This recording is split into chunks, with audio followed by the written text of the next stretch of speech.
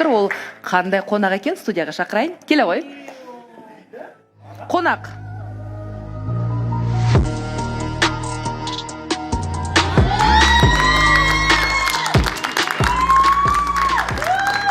Қош келдің, Мирас. Жақсы, шүкір.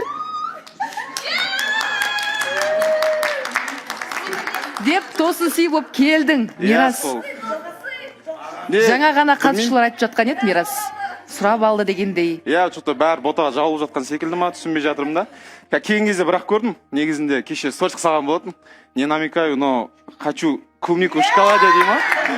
Соны алып келген жатқан едім ғой, сөйтсем әрге бәрі ботаға жауылып жатыр екен. Жоқ, Мирас, осы жерде бізге рахмет айту керек. Оны алда айттық қой, уақытты бөлмейсің дұрыстап. Мінеке біз айттық, міне жігіт қадам жасады. Ал оны алда сізде уақыт болған жоқ. Достармен жүрді, ал қазір. Мінеке, допустим, то же самое, замечание жасадық, сен талпынап қадам жасап жатырсың. Сол сияқты Ерназарға замечание жасадық, тоже исправляется. Дұрыс қой? Молодец, Сарина, сенікі дұрыс. Өйстіп қойсылық.